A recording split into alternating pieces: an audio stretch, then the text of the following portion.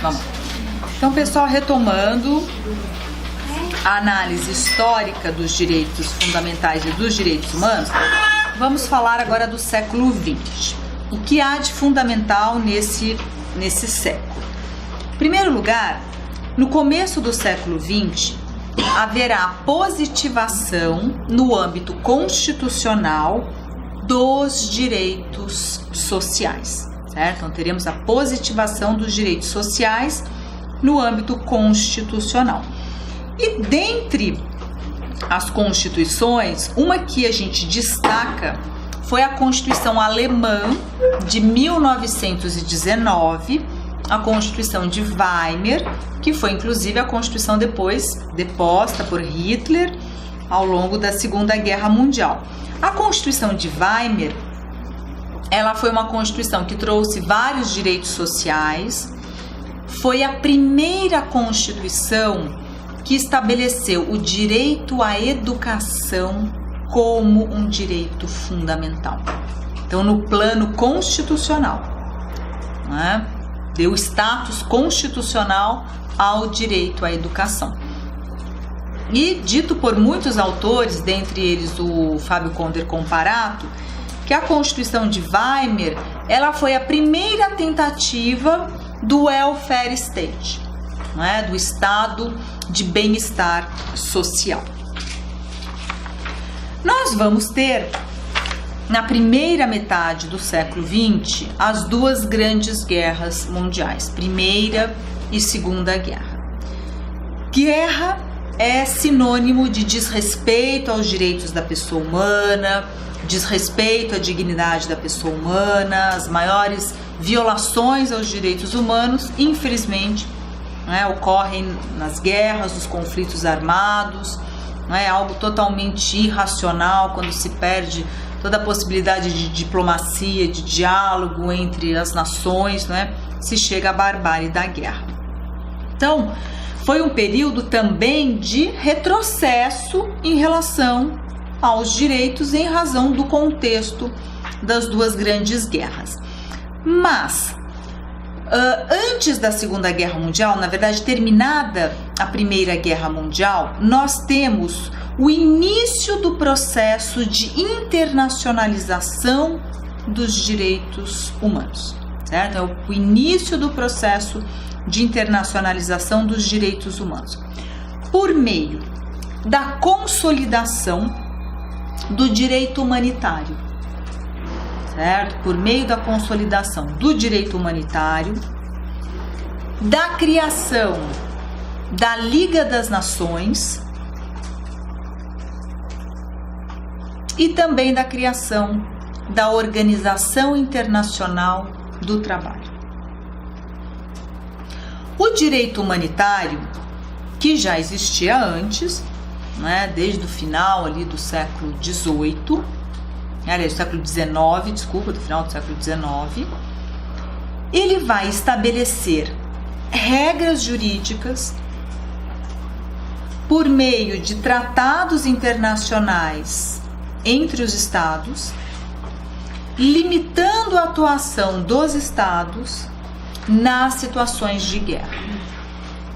Ou seja, mesmo nas situações de guerra, não é a regra do vale tudo. Muito pelo contrário, o direito humanitário, ele vai estabelecer limites à atuação do Estado, seja por meio da proteção dos civis, seja por meio da proteção de determinados lugares, escolas, não é, hospitais, prédios públicos, e também pela proteção dos próprios combatentes. A Liga das Nações foi uma instituição criada, juntou alguns países europeus, né, e tinha como objetivo trazer no plano internacional a paz, a segurança internacional, né, o maior diálogo possível entre os estados, com o objetivo de que a guerra não se repetisse, mas ela vai se repetir, não é? Porque a Europa estará depois diante da Segunda Guerra Mundial. E também a criação da Organização Internacional do Trabalho. uma organização que depois vai, não é, fazer parte da Organização das Nações Unidas, não é, da ONU, mas isso no pós Segunda Guerra Mundial, e que vai, no âmbito internacional, estabelecer regras, não é, para que as relações no trabalho sejam salubres, não é, tragam mais bem-estar ao ser humano, né, sejam mais dignas. Então, por meio da Organização Internacional do Trabalho. Então, não é, essas três instituições, elas marcam o início do processo de internacionalização dos direitos humanos. Então, vejam que interessante. No âmbito internacional, nós vamos ter, em primeiro, a proteção dos direitos, que ali seriam chamados direitos da igualdade, direitos sociais, e não dos direitos da liberdade. Por isso que há uma crítica muito grande a autores que ainda usam essa terminologia geração, como se esses direitos fossem se sucedendo ao longo da história. E o que eu mostrei para vocês é que não há uma sucessão, há uma acumulação, há uma ampliação desses direitos, não é? E que não há necessariamente, primeiro vem os da liberdade, depois os da igualdade, depois os da fraternidade. A OIT, criada no âmbito internacional, no plano internacional, acabou protegendo os direitos da igualdade antes dos direitos da liberdade, certo? Então, já tira, não é, essa ideia de se estabelecer gerações de direitos. Eu, inclusive, prefiro muito mais a terminologia direitos da liberdade, da igualdade e da fraternidade. E depois da Primeira Guerra Mundial, a Europa vai vivenciar, né, o mundo inteiro, mas ali em solo fundamentalmente europeu, a Segunda Guerra Mundial, com os movimentos, não é, nazismo, não é, fascismo, não é, movimentos totalitários, e que vão gerar o conflito. A guerra vai de 1939 a 1945, com a barbárie, com os campos de concentração, não é, com o retrocesso em todos os aspectos, né, de proteção de direitos, de respeito à dignidade da pessoa humana. Então, diante dessa situação, terminada a guerra, em 1945, a comunidade internacional ela vai se reunir, e ela vai se reunir com o objetivo de criar um sistema internacional que estabeleça órgãos supranacionais, ou seja, órgãos que estão acima dos estados, e que tenham o objetivo de estabelecer relações amistosas entre os estados, buscar a proteção de todos os direitos fundamentais. E aí há a criação, em 1945, por meio da Carta de São Francisco, que é um tratado de direitos humanos. Quando vocês lerem ou escutarem a terminologia tratados, carta, convenção, pacto, são todos sinônimos, todos têm a mesma natureza jurídica, certo? Então, a Carta de São Francisco foi um tratado celebrado na cidade de São Francisco, na Califórnia, com o objetivo de se criar a Organização das Nações Unidas. O Brasil foi um dos países fundadores do sistema da Organização das Nações Unidas. E lá na Carta de São Francisco, não é, vem a Organização das Nações Unidas. Então tem a previsão, não é, do Conselho de Segurança, da Assembleia Geral das Nações Unidas, a composição dessa organização internacional, que foi composta como um sistema de proteção dos direitos humanos no âmbito global. Por que no âmbito global? Porque todo e qualquer país da comunidade internacional pode fazer parte desse sistema. E com as décadas, né, outros países foram se incorporando à Organização das Nações Unidas. Hoje temos mais de 190 países que fazem parte do sistema da ONU. Na sequência, em 1948, foi elaborada a primeira declaração da ONU, que é a Declaração Universal dos Direitos Humanos ou dos Direitos do Homem e do Cidadão. E nessa declaração estão consignados tanto os direitos civis e políticos, quanto os direitos sociais, econômicos e culturais. Certo? Então, na Declaração de 48, estão consignados tanto os direitos civis e políticos, que são os direitos da liberdade, quanto os direitos da igualdade, direitos sociais, econômicos e culturais. A doutrina, aliás, parte da doutrina, estabelece uma diferença entre tratado e declaração. Então, parte da doutrina vai dizer: as declarações, elas estabelecem recomendações aos estados. Elas têm natureza recomendatória. Então, o Brasil, não é? Ele faz parte da Declaração da ONU de 48. Há outras declarações no sistema de proteção dos direitos humanos, mas parte da doutrina vai dizer: olha, a declaração, ela tem caráter recomendatório. O que significa isso? A ONU recomenda aos estados que cumpram a declaração nos seus respectivos estados, ou seja, que os países respeitem aqueles direitos previstos na declaração nos seus estados.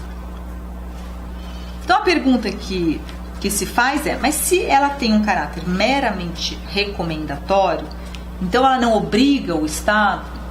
E se o Estado não cumpre, não respeita aqueles direitos que estão na declaração no seu Estado? Como é que faz? Há a possibilidade de responsabilizar aquele Estado, uma vez que ele não respeitou o direito à vida, liberdade, tantos outros previstos lá na Declaração da ONU?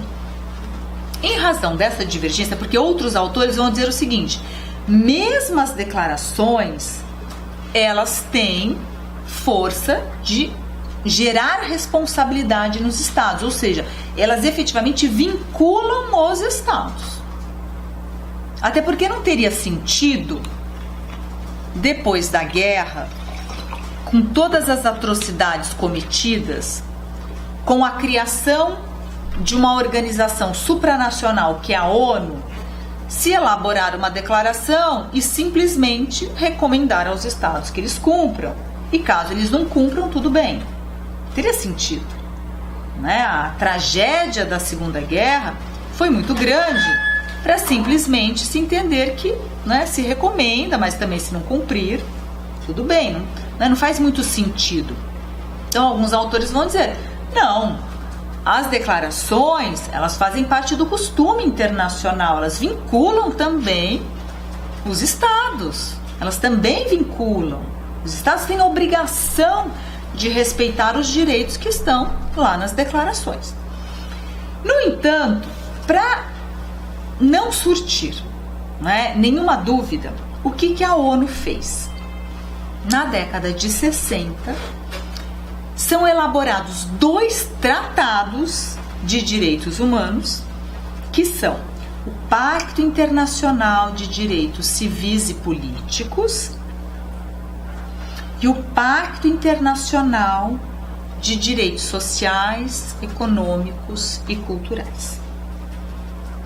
Certo? Então, repetindo, são criados 2 tratados pelo sistema da ONU,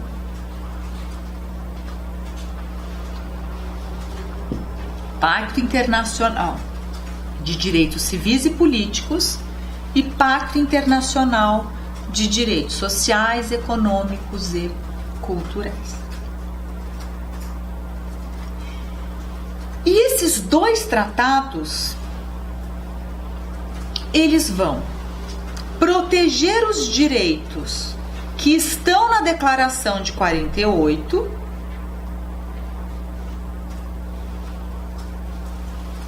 e ainda vão ampliar a proteção desses direitos.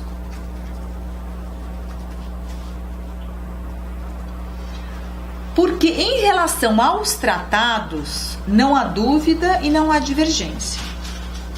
Os tratados de direitos humanos, eles estabelecem lei entre as partes, certo? Os tratados de direitos humanos, eles estabelecem lei entre as partes.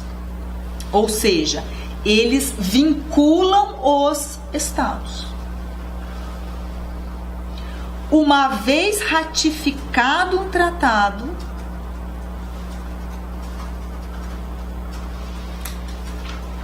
o Estado se compromete juridicamente, ele assume uma responsabilidade jurídica de cumprir aquele tratado.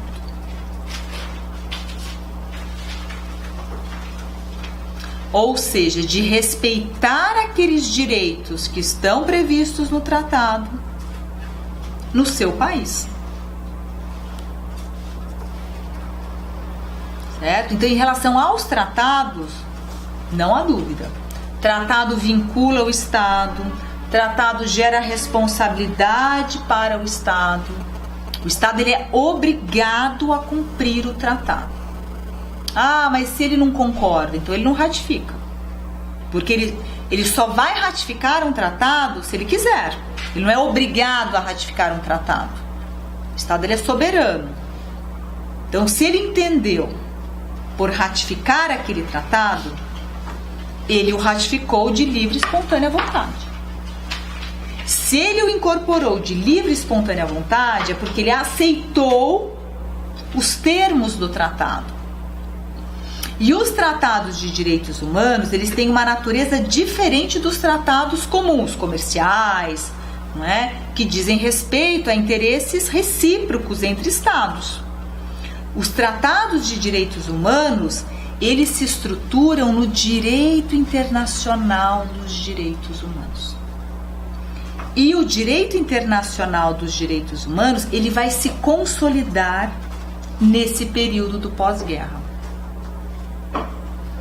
E esse é um período marcante na proteção dos direitos humanos.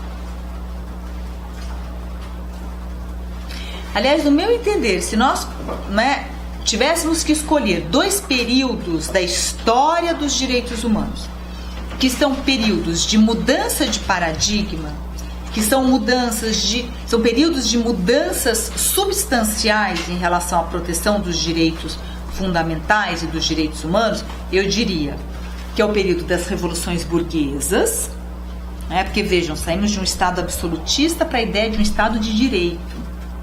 Saímos, de uma ideia de restrição de direitos para uma ideia de universalização de direitos. E o período do pós-Segunda Guerra Mundial. Porque nesse período pós-guerra vai se consolidar esse novo ramo do direito, que é o direito internacional dos direitos humanos. O direito internacional dos direitos humanos, ele é consolidado por meio de tratados e declarações de direitos humanos, e ele tem como objetivo primordial a proteção da pessoa humana. Certo? Ele tem como objetivo primordial a proteção da pessoa humana.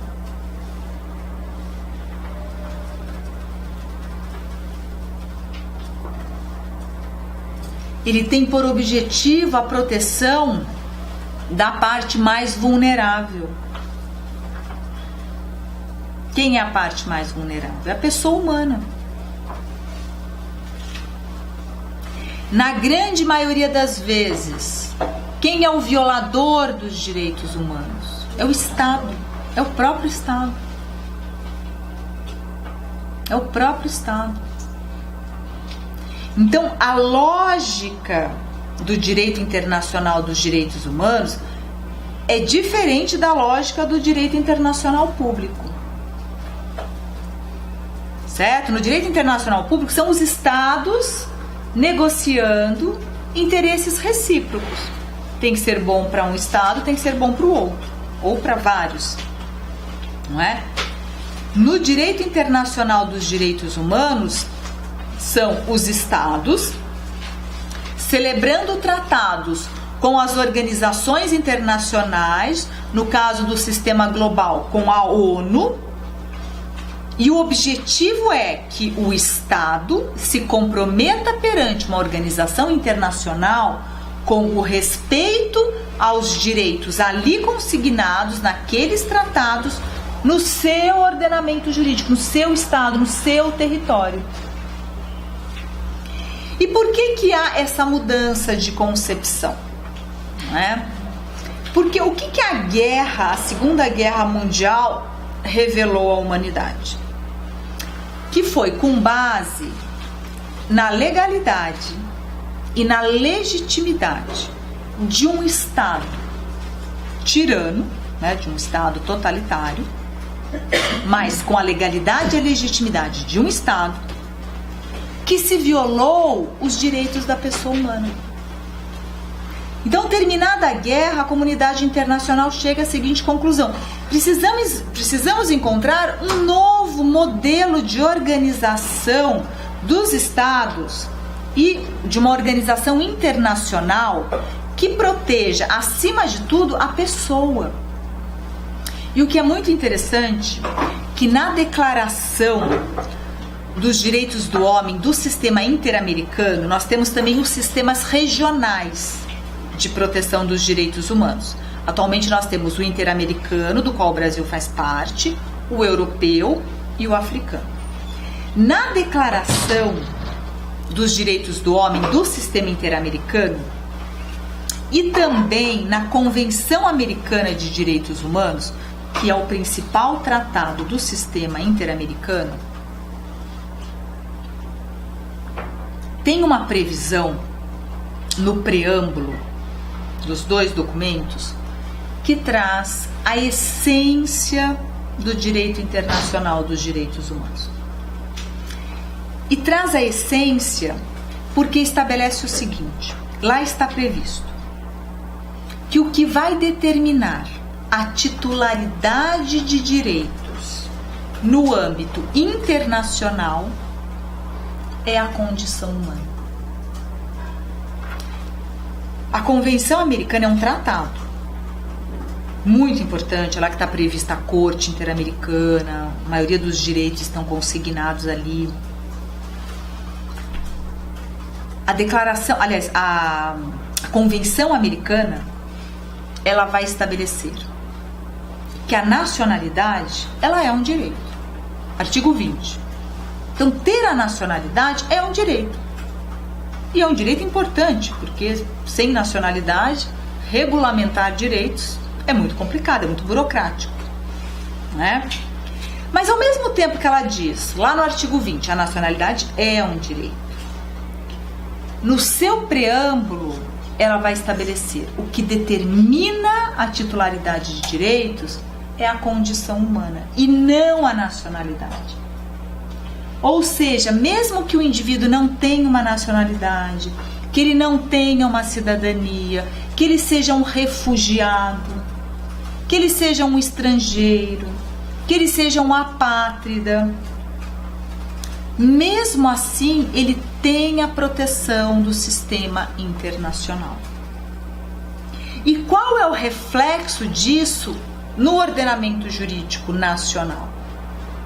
O Brasil, ele é signatário de inúmeros tratados de direitos humanos, tanto do sistema da ONU, quanto do sistema da Organização dos Estados Americanos. Então, isso significa que o nosso sistema constitucional está junto com o sistema internacional de proteção dos direitos humanos. Então, como o Brasil é signatário desses tratados, e a Constituição é uma Constituição cidadã, prevê a proteção dos direitos da pessoa humana, se um apátrida está em território nacional, se um refugiado está em território nacional, se um estrangeiro está em território nacional, todos eles terão os seus direitos e a sua dignidade protegida. Essa é uma obrigação do Estado brasileiro. Não titularizam alguns direitos, como por exemplo os direitos políticos.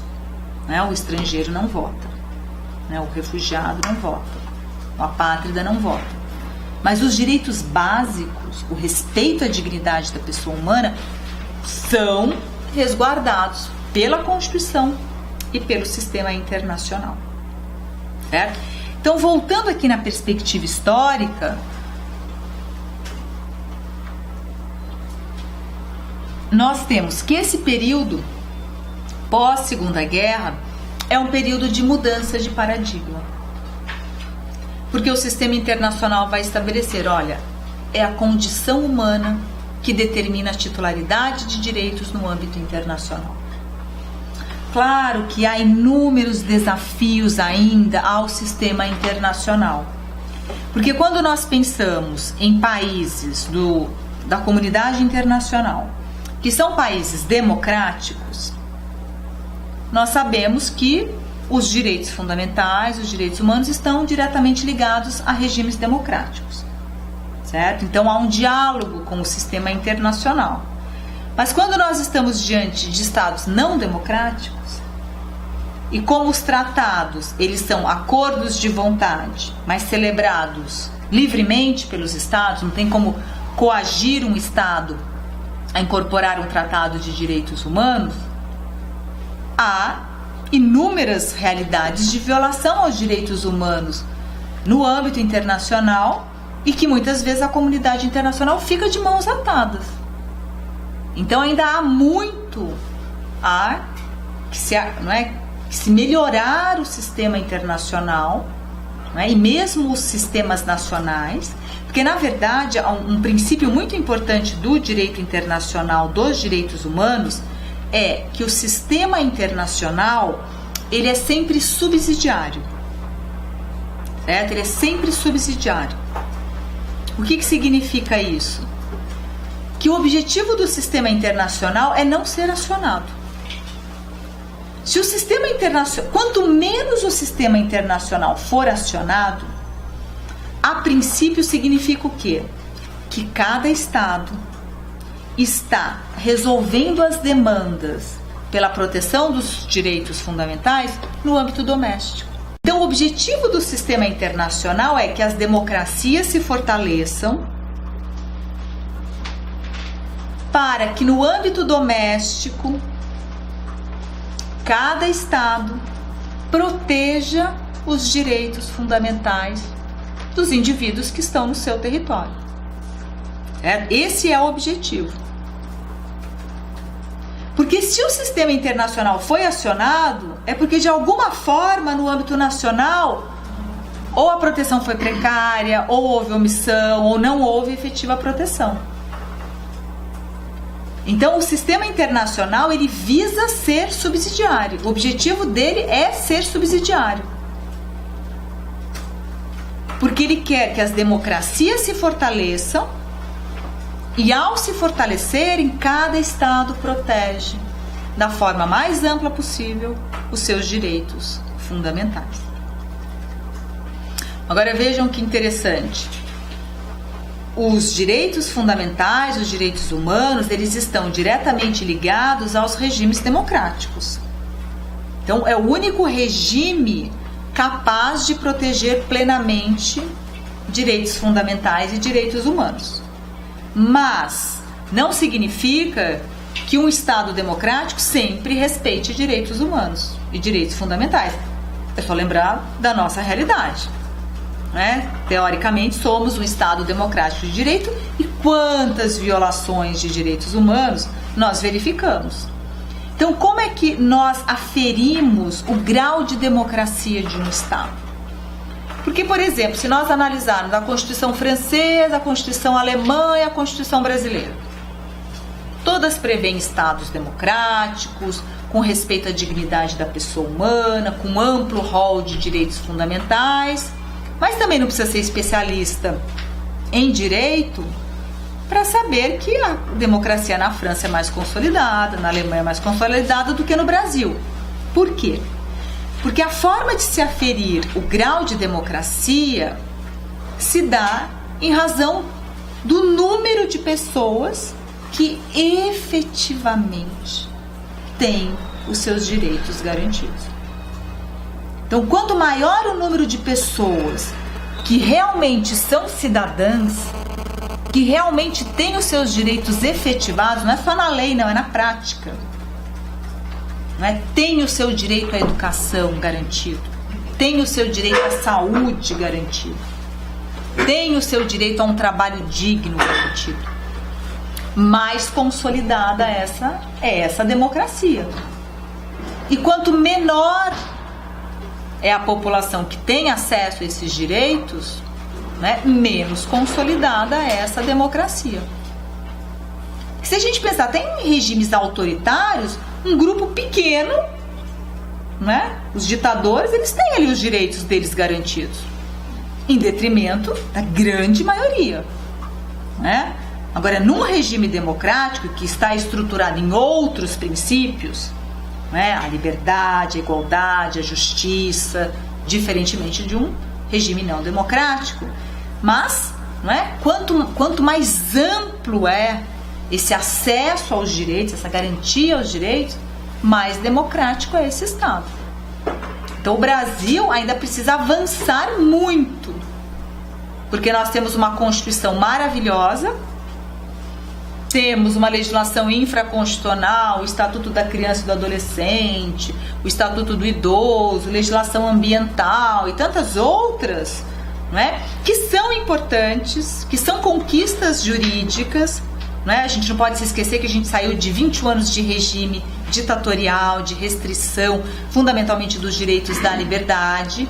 Então é um avanço importante, mas por outro lado ainda estamos muito longe de uma verdadeira democracia, porque há um grande segmento da sociedade que está à margem da cidadania, que está à margem dos seus direitos. E pior, quando a gente pensa nos regimes capitalistas, não é? Eu não sou a favor da extinção do capitalismo, não é isso, mas eu acho que, não é, precisamos de muitos ajustes no capitalismo. A cidadania, se a gente pensar na cidadania no Brasil, ela muitas vezes está mais ligada ao seu poder aquisitivo do que a uma proteção mesmo de direitos. Se eu tenho um poder aquisitivo, né, eu pago um médico, eu banco um seguro-saúde, eu pago uma escola, né, eu tenho um carro e assim vai. Né? Então é muito mais consumidor do que cidadão. E são dois conceitos que não se confundem. Né? Então tem muitos questionamentos em relação aos direitos humanos. A colega ia fazer uma pergunta? Sim. Então, a gente pode dizer que o fato de algumas jurisprudências mencionarem os tratados, relembrarem dos tratados, ou mesmo em algumas defesas, ou uma das partes mencionando tratados em suas petições, ratifica essa ideia de não eficácia das nossas leis internas? Então, os tratados, vejam só, os tratados, eles fazem parte do ordenamento jurídico nacional. Né? E às vezes até alguém poderia me perguntar, professor, um juiz pode aplicar um tratado? Ele não só pode, como ele deve. Porque os tratados, a partir do momento que eles são ratificados pelo Estado, eles ingressam no nosso ordenamento. A discussão que se coloca é como ele ingressa. Então ele vai ingressar como norma constitucional, como norma supralegal, infraconstitucional ou supraconstitucional. Então tem 4 posicionamentos na doutrina e mesmo na jurisprudência. É um tema muito polêmico, a questão da incorporação dos tratados de direitos humanos no ordenamento jurídico brasileiro. Eu entendo que eles ingressam como norma constitucional por força da interpretação sistemática, teleológica da Constituição, mas expressamente por força do artigo 5º, parágrafo 2º. Porque o artigo 5º, parágrafo 2º, o que ele estabelece? Primeiro que ele é uma norma constitucional que advém do poder constituinte originário, ou seja, nasceu com a Constituição.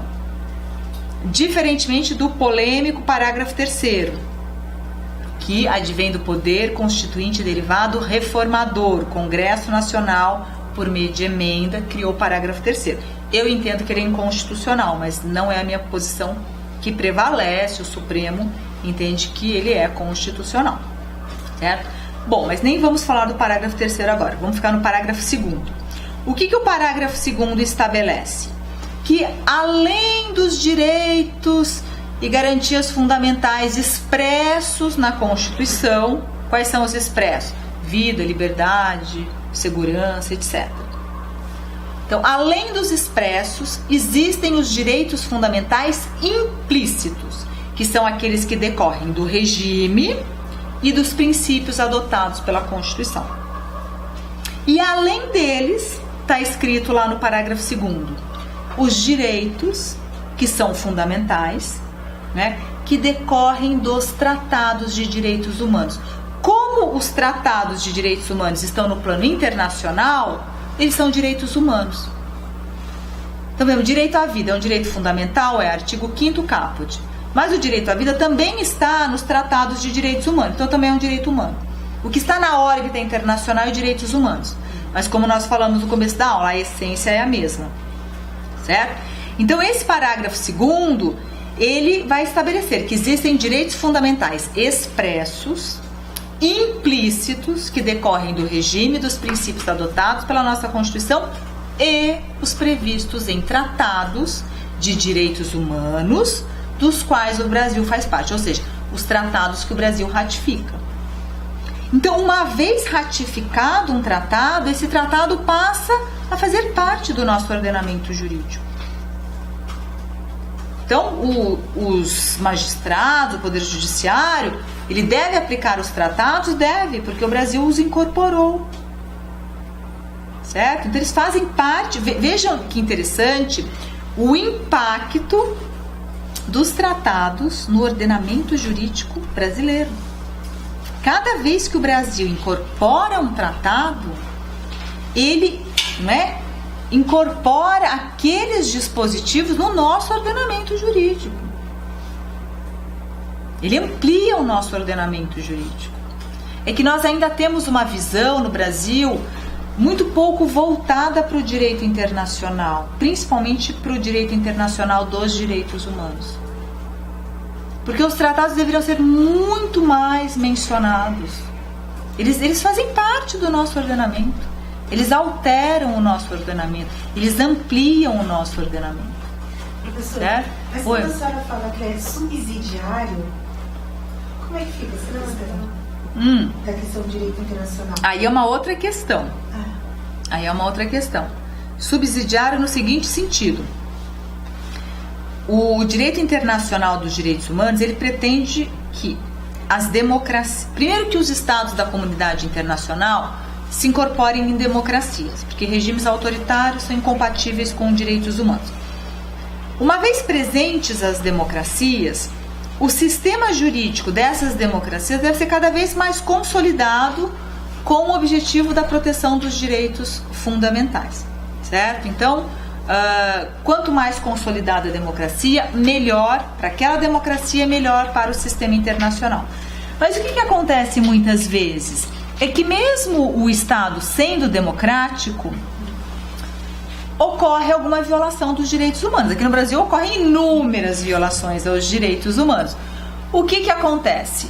Se o Estado brasileiro ele não processa, ou ele não processa de forma adequada, a vítima de direitos humanos aqui no Brasil pode recorrer ao sistema internacional.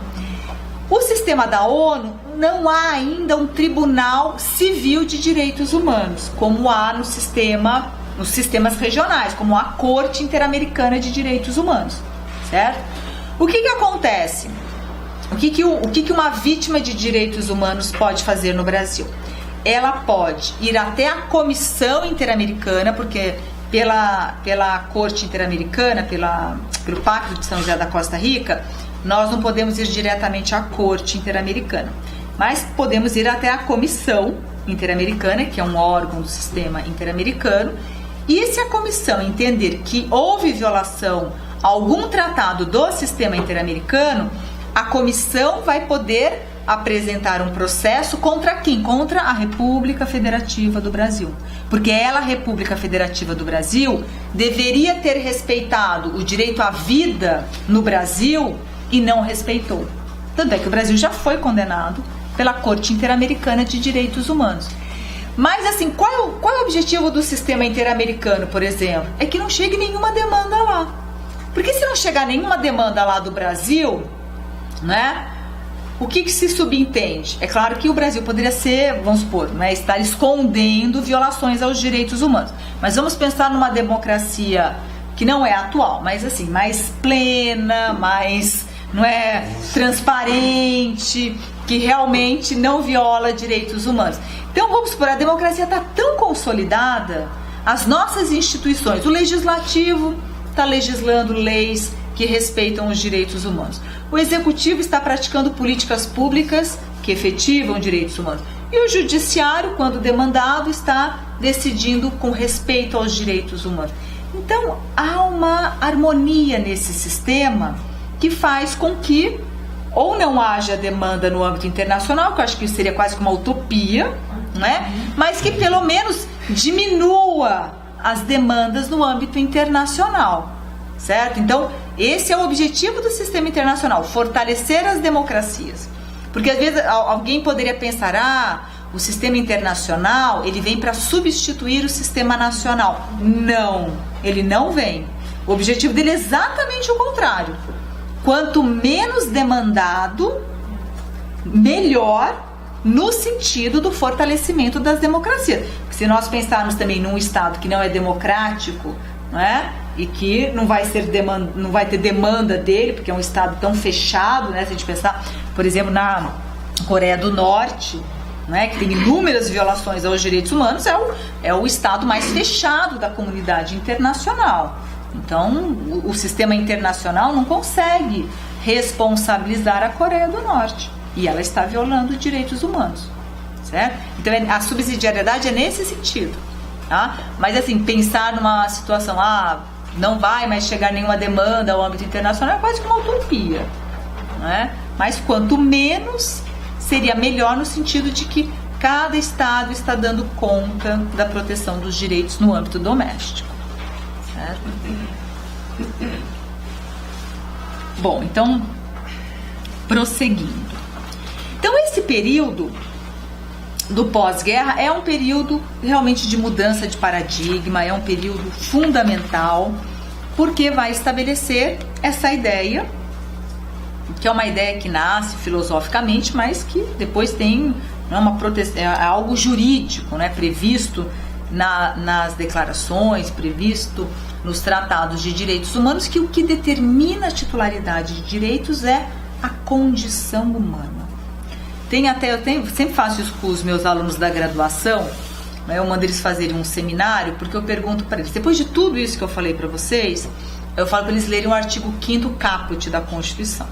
Aí o artigo 5º caput da Constituição diz que os direitos e garantias fundamentais são direitos que pertencem aos brasileiros e estrangeiros residentes no país. Eu falei agora. A Constituição fala, né, brasileiros e estrangeiros residentes. E os estrangeiros, né, tivemos Copa, Olimpíada, quantos estrangeiros recebemos no Brasil? Nenhum deles residente, a grande maioria, né, não residente no Brasil. E os refugiados? E os apátridas? Eles têm proteção da nossa Constituição? Tem, por tudo isso que eu expliquei para vocês, então por todo o sistema internacional de proteção dos direitos humanos. E mais, a nossa Constituição, no artigo 1º, ela vai estabelecer tanto a dignidade da pessoa humana quanto a cidadania como fundamentos do Estado brasileiro. O artigo 4º, que está no título 1º, que cuida dos princípios fundamentais do Estado brasileiro, vai estabelecer, dentre os princípios que regem o Brasil nas suas relações internacionais, o princípio da prevalência dos direitos humanos, certo? Próprio parágrafo 2º do artigo 5º que nós acabamos de falar.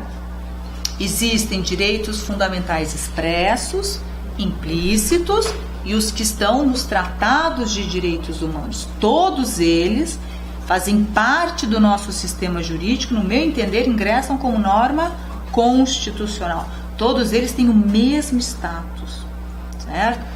Artigo 7º, lá do ato das disposições constitucionais transitórias, vai dizer que o Brasil propugnará pela criação de um Tribunal Internacional de Direitos Humanos. O Brasil faz parte da Corte Interamericana, faz parte do TPI, Tribunal Penal Internacional, pelo Estatuto de Roma. Então, não é? A hermenêutica constitucional, que é fundamental, não é? Para a gente ter um artigo não se analisa isoladamente. E esse artigo 5º, caput, ele está na Constituição, que é um sistema de proteção de direitos, que tem um vínculo direto com o sistema internacional de proteção dos direitos humanos. Então, apesar do Constituinte falar em brasileiros e estrangeiros residentes, né? Então seria uma interpretação meramente ali literal, gramatical, não há dúvida que os apátridas, os estrangeiros, os refugiados também têm uma proteção do Estado brasileiro por força da Constituição e por força dos tratados de direitos humanos. Tá? Professora, por que hoje se fala tanto, com tanta veemência, nessa questão da dignidade da pessoa humana? Porque, assim, ao longo da história, assim, nós fomos, assim, tudo que a senhora relatou agora, a gente tem isso, esse princípio, mas, assim, muito forte. Sempre se falou, sempre se questionou essa questão da dignidade da pessoa humana. Mas hoje em dia aparece assim em todas as questões de direito, direito civil, direito penal, sentenças, você pega sentenças do próprio Poder Judiciário. Eu mesma já deparei com isso, de 3, 4, 5 laudas do juiz falar da questão da dignidade da pessoa humana. Mas isso de uns tempos para cá, assim, uma evolução social. O que se dá isso? Assim? Porque... Então, não entendi o que você falou, interessante a sua pergunta. O que me parece que há, não é? É que vivemos hoje um momento, por exemplo, se nós pensarmos nos Estados Unidos, né, agora recentemente, né, um atropelamento lá daquela moça, o surgimento dos movimentos, né, neonazistas. Então a gente vive numa sociedade que a xenofobia, né, o extremismo, a intolerância, tudo isso vem se intensificando gravemente. Quando a gente pensa na questão dos refugiados, não é claro que tem uma grande parcela da população, né, não só brasileira, mas internacional, muito solidária com a questão dos refugiados, mas a gente também vê um outro grupo, né, de total aversão aos refugiados. Então, por um lado, nós temos, né, na filosofia, no direito, toda essa fundamentação da dignidade da pessoa humana que é importantíssima. E por outro lado, quando a gente analisa a história, nós verificamos o movimento dos direitos humanos nesses avanços e retrocessos. E geralmente acontece dessa forma. Veja a Segunda Guerra, foi um enorme retrocesso, né? Foi a coisificação do ser humano. Foi a descartabilidade do ser humano, né? O ser humano foi colocado ali como lixo, como descartável, como nada. Tem um livro muito interessante que vocês deveriam ler que chama O Primo Levi, que é uma biografia de um indivíduo que esteve num campo de concentração, e ele vai narrando o dia a dia dele ali. Não é assim... como é que eu vou explicar para vocês? É a despersonificação do ser humano, né? A degradação máxima do ser humano, né? Então é um livro muito interessante. Depois ele se suicida. Então, geralmente, né, muitos dos que foram para os campos de concentração depois se suicidaram, porque não conseguem viver com essa realidade, né? Foi muito traumática. Então me parece que, veja, né, nós tivemos todos os retrocessos durante a guerra, aí nós tivemos um momento de avanços, criação da ONU, criação dos sistemas regionais, depois do fim de algumas ditaduras, né, dentre elas a do Brasil, criação de um Estado democrático, Constituição cidadã. Então, tudo isso vem como avanço em relação à proteção dos direitos humanos.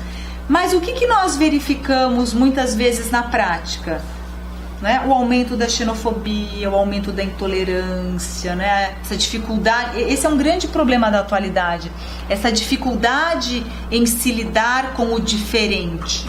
Tem uma declaração da ONU, que é a declaração, vale a pena vocês lerem, 2 declarações, a declaração sobre tolerância e a declaração sobre cultura da paz. Lá na declaração sobre a tolerância, ela diz que a tolerância, ela é a harmonia na diferença. Esse é o conceito de tolerância. Não é você respeitar o diferente, não é porque ele é melhor ou porque ele é pior. Ele não é melhor nem pior, ele é simplesmente diferente. E a nossa sociedade, se por um lado ela se globalizou no âmbito econômico, o mundo ficou menor, em 24 horas de avião você chega a qualquer lugar do mundo, não é? Por outro lado, há talvez não é assim, a gente não evolui em termos de relacionamento humano. Acho que o relacionamento humano ainda está muito precário. Então a gente tem alta tecnologia, tem os celulares, tem os computadores, né? Em 24 horas você está em qualquer lugar do mundo, né? Tudo muito moderno. A medicina evoluiu muito, mas por exemplo, o que tanto se discute hoje na medicina é a humanização da relação médico-paciente. Você pode fazer todos os exames, tem um raio-x, ver você dos pés à cabeça, né? Mas o médico não olha na sua cara, não faz uma anamnese completa, não é? Não conversa com o paciente. Então talvez a sociedade esteja doente nesse sentido, no sentido das relações sociais. Então é o aumento da violência, né? Então acredito que as relações sociais, as relações humanas, elas estejam tanto quanto, né, degradadas. A tecnologia é boa, ela é um instrumento, ela é uma ferramenta, ela pode ser maravilhosa, né? Quando a gente abre a internet, a gente pode entrar em qualquer universidade aí do mundo, ver palestra de professores do mundo inteiro, livros, artigos, isso é uma maravilha, né? Por outro lado, tem um lado da tecnologia que você não fala mais com as pessoas, é tudo ali no clique, ninguém olha mais cara a cara, ninguém briga mais cara a cara. Então, os relacionamentos ainda estão num nível de precariedade que gera conflito, gera violência. E o que é muito interessante nessa declaração da ONU sobre a cultura da paz, tem um sociólogo norueguês que chama Johan Galtung. E ele é interessante, até se vocês quiserem ver, tem várias entrevistas dele, ele participou, fez vários trabalhos na ONU, e ele criou um instituto lá em Oslo sobre pesquisas sobre a paz, também no final da Segunda Guerra, para estudar essas questões da paz, não é? E hoje a ONU, ela trabalha com a cultura da paz, não é? E o que é muito interessante é que nesses estudos eles dizem algo que eu acho assim que é fantástico. Eles dizem o seguinte, que os conflitos, eles fazem parte das relações humanas. Nós sempre vamos ter conflitos, isso faz parte, não tem como evitar, e não é para eles serem evitados, né? Faz parte, desde as relações mais próximas, né, familiares, até as relações sociais do Estado e as relações internacionais. Porque as relações internacionais são feitas entre pessoas, né? O primeiro-ministro daqui com o primeiro-ministro do outro estado. Então os conflitos, eles fazem parte da natureza humana. A questão é como resolver esses conflitos.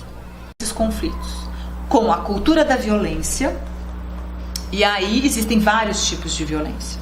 Então tem desde a violência física, que é a mais conhecida e a mais reconhecida, porque se um indivíduo chega pro patrão dele e diz, olha, eu não vou trabalhar hoje porque eu quebrei minha perna.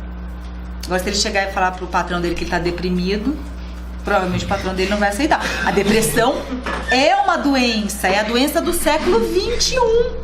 É verdade, é a doença do século XXI. A quantidade de pessoas deprimidas no mundo só vem aumentando, porque as exigências são enormes. Não dá para ser super-homem, né? Mas é o que clama essa globalização, né? Então, como é que vamos resolver os conflitos? Pela cultura da violência. Tem a violência física, a violência psíquica, a violência cultural, não é? Ou vamos resolver por meio da cultura da paz. E a cultura da paz, ela estabelece o diálogo, ela estabelece a empatia, que vai desde as relações mais próximas, entre os familiares, até as relações internacionais. Certo? Então, o caminho segundo a ONU é da cultura da paz, certo? E é muito mais fácil você ir pela cultura da violência, né? Pensa nas relações mais próximas. Um pai, é muito mais fácil ele mandar o filho dele calar a boca, ele bater na criança, porque tem o uso da força. Ele domina, resolve, né? Resolve entre aspas, né? Ou ele se manter na autoridade, porque é fundamental a criança ter limite, o pai ter autoridade, mas ele botar limites de forma justa, né, equilibrada, respeitando aquela criança, criando vínculos. Isso é muito mais difícil. Agora vocês imaginem isso no plano internacional.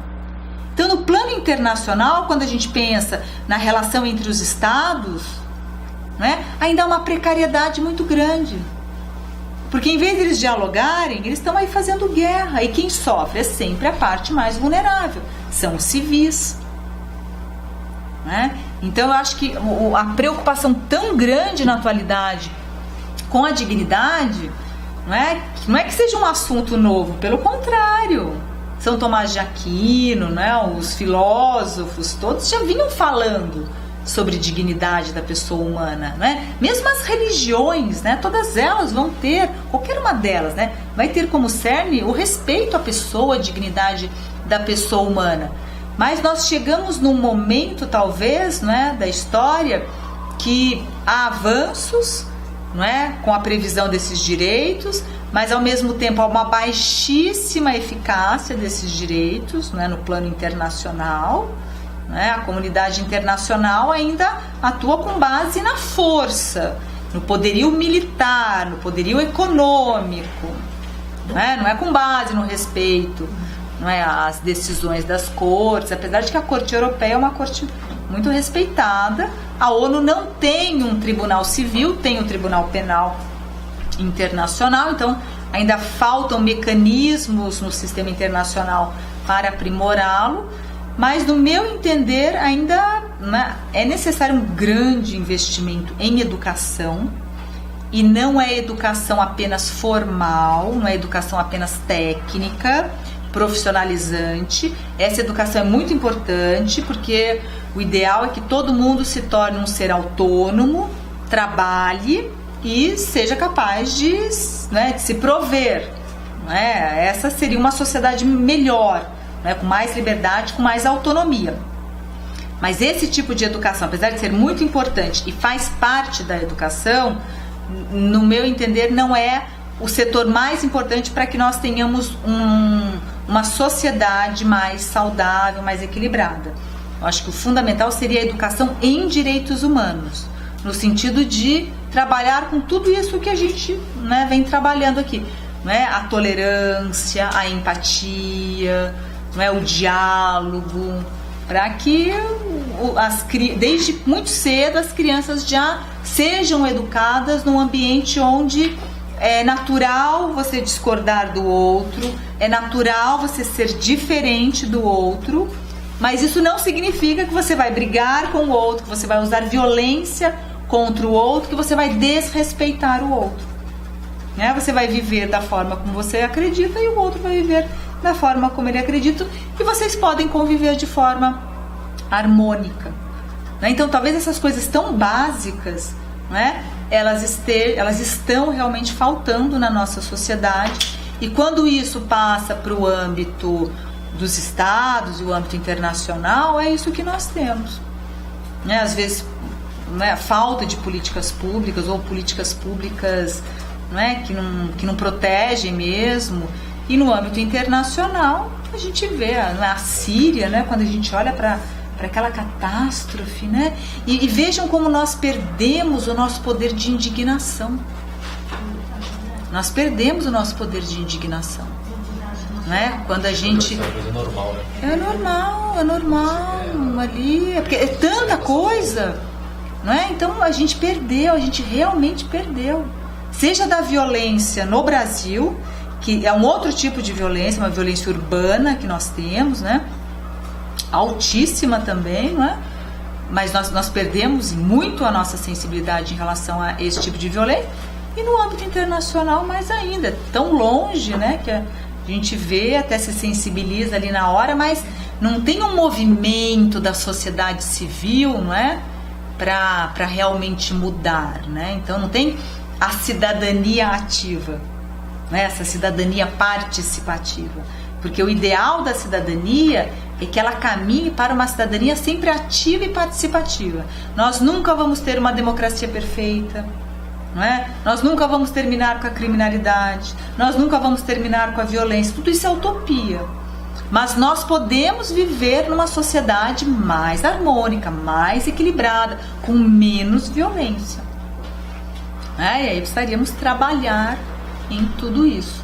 Então acho que é por isso que, não é, a dignidade tem sido um tema tão recorrente aí né, no âmbito jurídico e mesmo no âmbito da sociedade. A gente tem que tomar cuidado também para não perder o sentido da dignidade, não é? Então, assim, até para continuar aqui na nossa matéria, que eu fiquei de falar também da dignidade para vocês. O autor que traz a melhor definição sobre a dignidade da pessoa humana... Aliás, pessoal, não, deixa eu só terminar essa parte aqui, porque a gente acabou entrando e não finalizei aqui a questão dos direitos, da parte histórica dos direitos fundamentais. Um minutinho aqui eu termino com vocês. Então, temos esse período do pós-guerra de consolidação do direito internacional dos direitos humanos. E a partir daí, a ONU vai elaborar inúmeros tratados de direitos humanos. Vamos ter tratados gerais que vão prever amplamente direitos, como os dois exemplos que eu dei para vocês. Pacto Internacional de Direitos Civis e Políticos, Pacto Internacional de Direitos Sociais, Econômicos e Culturais. Mas vamos ter tratados que cuidam de grupos específicos, grupos vulneráveis. Então, tratado que cuida dos direitos da criança, que cuida da violência contra a mulher, que cuida dos refugiados, que cuida das minorias, etc. Certo? E vão se consolidar também o sistema interamericano, do qual o Brasil faz parte, o sistema europeu e o sistema africano na década de 80, certo? E a partir também do século XX, eu diria mais próximo da segunda metade do século XX, vem a demanda pelos direitos que são conhecidos como esses direitos, nós apagamos aqui, os direitos da fraternidade, que englobam o direito à paz, o direito ao desenvolvimento, o direito à autodeterminação dos povos, o direito à democracia, o direito ao patrimônio genético. São direitos que protegem o ser humano enquanto humanidade. E aí nós temos, a partir da segunda metade do século XX, toda essa gama de direitos que eu expliquei no começo da aula para vocês. Então, os direitos civis e políticos, os direitos sociais, econômicos e culturais e os direitos da fraternidade, que são esses que eu acabei de mencionar. Então, esse conceito amplo, seja de direitos humanos, seja de direitos fundamentais, ele é consolidado nesse período do pós-guerra e permanece, né, agora no século XXI, certo? E é possível que surjam, né, o mais provável, novas demandas sociais com novos direitos, né? Como eu falei no começo da aula, a gente nem consegue imaginar o que será um direito fundamental, alguns deles, daqui 200, 300 anos, não é? Eu acredito que a gente sempre volte para o mais simples, né? Às vezes você pergunta para uma pessoa, né? O que você quer? Eu quero ganhar muito dinheiro, né? O que você vai fazer, né? Depois que eu ganhar muito dinheiro, trabalhar, você vai fazer? Eu vou pescar. Não é? E volta para o simples, não é? Acho que talvez o nosso caminho seja mesmo, a beleza da vida esteja nas coisas mais simples, né? Na simplicidade, né? Aí que a gente encontra mesmo o bem-estar. E agora, só pra gente finalizar, né? Vamos falar rapidamente aqui, né? Já falamos de alguma forma, mas vamos falar um pouco mais sobre a dignidade da pessoa humana. Então, Kant, Immanuel Kant, filósofo iluminista, que tem uma obra muito interessante, tem um artigo deles que eu também recomendo que vocês leiam, que chama O que é o Esclarecimento, muito interessante também. E um artigo que eu sempre recomendo, não tem uma palestra que eu não recomendo, porque eu acho que é um artigo que a leitura obrigatória, é Educação após Auschwitz, que foi o campo de concentração. Educação após Auschwitz, tá? Se vocês é do Adorno, Theodor Adorno. Se vocês digitarem lá no Google Theodor Adorno, Educação após Auschwitz, já aparece o texto, tá? Vocês localizam facilmente. Auschwitz. Ai, vamos lá, não sei nem se eu sei escrever, vamos ver. Alguém não entra aí na internet? FHE. Entrem aí no Google, que eu acho que é melhor. Esse artigo, pessoal, entrem aí, na hora ele localiza, é um artigo que vocês curto. Ah lá, colega achou. AUSCH WITZ. Então vocês encontram facilmente esse artigo. É um artigo belíssimo, porque ele vai dizer, né, o que nós, quer dizer, vai filosofar, né? Não que ele vai trazer, nenhum grande filósofo traz respostas prontas e acabadas, né?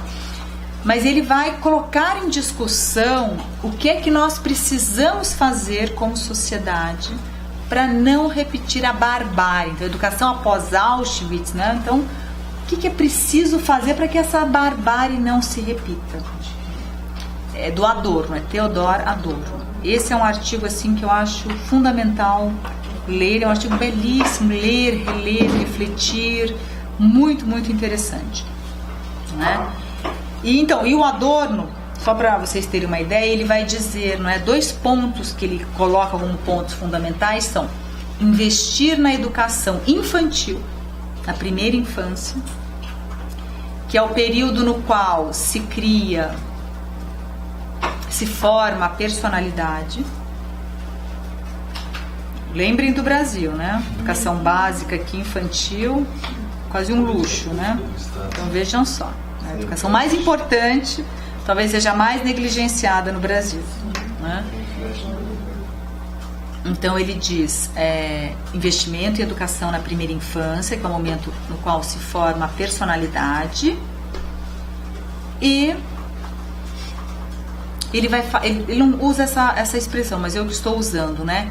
Tirar o véu, no sentido assim de ter consciência de que nós somos capazes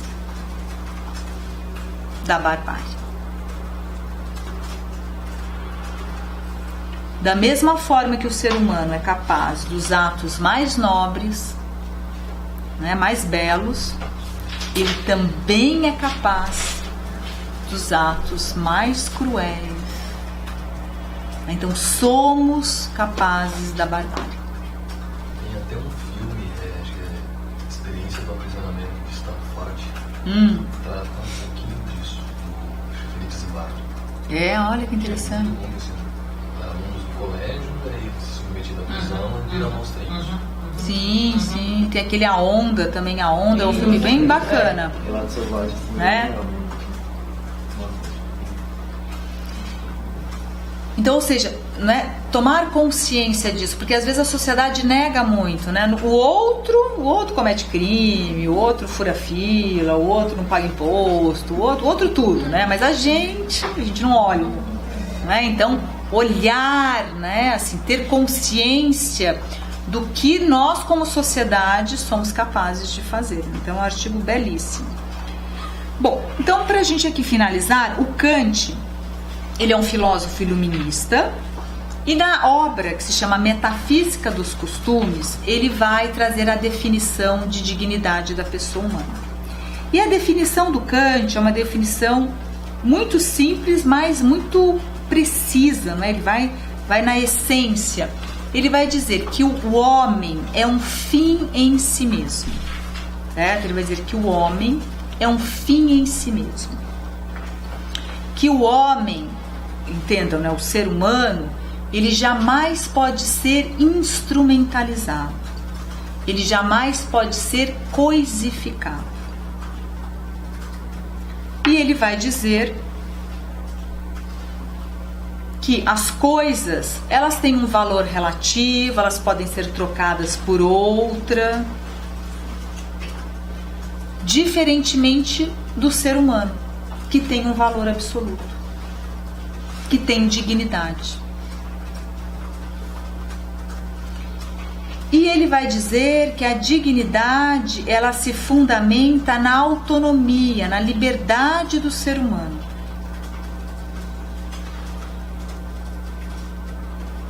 Ele vai dizer, nós somos seres racionais, somos os únicos seres criados, aliás, somos os únicos seres concebidos, né, com racionalidade, pelo menos até o momento, né? E que são capazes de criar normas para si mesmos.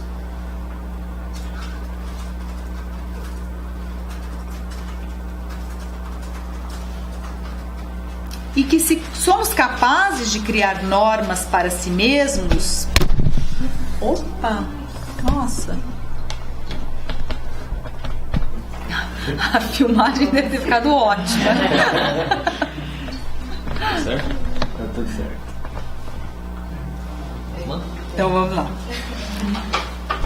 Eu vou ler uma frase dele, que ele diz o seguinte, né? Ele estabelece esse mandamento, né? Age de tal maneira que uses a humanidade tanto na tua pessoa como na pessoa de qualquer outro, sempre e simultaneamente como fim e nunca simplesmente como meio. Então a ideia é, o homem é um fim em si mesmo, certo? Então ele tem um valor absoluto, né? O homem tem dignidade, certo? Então essa ideia do Kant vai inspirar depois os Estados democráticos. A Alemanha, após a Segunda Guerra Mundial, na sua Constituição, vai estabelecer a dignidade da pessoa humana como fundamento do Estado alemão. E todos os estados da comunidade internacional que são democráticos, que respeitam os direitos humanos, estão estruturados, né, geralmente expressamente no respeito à dignidade da pessoa humana. Então a dignidade, ela é um princípio, alguns autores vão falar que ela é um valor, porque ela está presente na ordem jurídica, mas ela também deve reger a ordem econômica, social, né? Todo o Brasil, todo o Estado, toda a República. E ao mesmo tempo que ela é um princípio, ela é um limite à atuação estatal, né? Então o Estado, para respeitar os direitos fundamentais, não é? Ele deve, né? A dignidade representa o quê? Um limite à atuação do Estado ao determinar que o Estado respeite os direitos fundamentais. Não obstante, os direitos fundamentais também estão nas relações entre, né, os indivíduos, nas relações privadas. Tá certo? Pessoal, então finalizamos por hoje, né? Eu deixei o meu e-mail, aí eu vou passar depois uma lista para vocês com livros, com bibliografia, né, fora esses que eu passei rapidamente para vocês. E fico à disposição de vocês, né? Estou lá na PUC, um dia pensar em fazer um mestrado, um doutorado. Estamos lá. Obrigado.